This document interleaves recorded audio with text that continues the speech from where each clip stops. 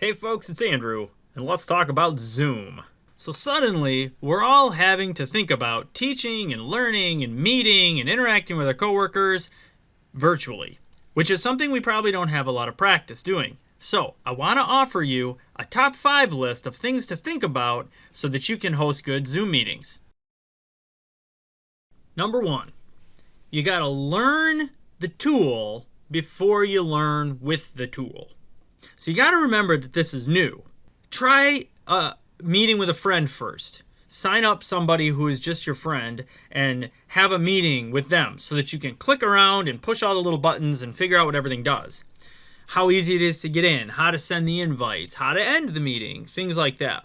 Your first meeting with another person that you have to work with, have that meeting be a low impact meeting too. Get people into the meeting, interact with them a little bit.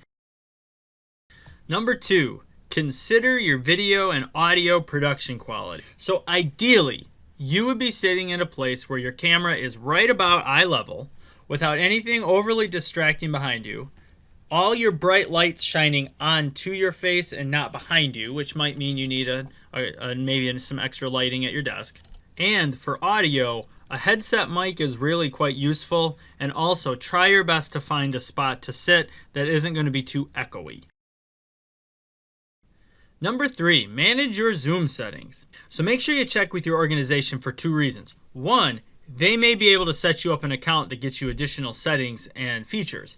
2, they may also have some best practices that they are communicating.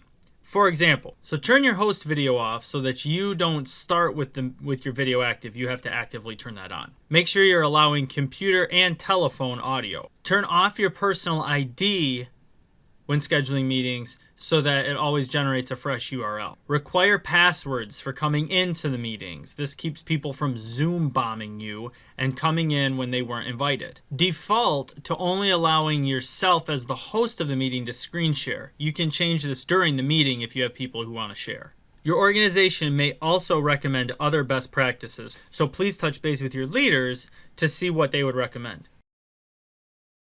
Number 4, closed captioning. For people who need to be a part of your meeting but don't hear well, having a written transcript or closed captionings is essential. And Zoom's closed captioning capabilities are a premium feature. But don't worry, we thought of that. So if you open up a new Google Doc, there's a tool called voice typing. And if you turn this on when you start your meeting, then as you are talking, it's recording a transcript. And now you can share this document with all the people who want to see a written version of what you're saying in your meeting. Number 5, be observed, get feedback, and expect to get better over time. Invite people to your Zoom meetings to observe you lead a Zoom meeting, just like you would in your classroom or in your meeting space. Be willing to ask questions, be willing to share, and be willing to let people who you trust see you try this stuff so that they can give you feedback and you can get better and better. So that's Zoom. Let me know how it goes when you get started. Ask questions if you got them, and I look forward to seeing you around.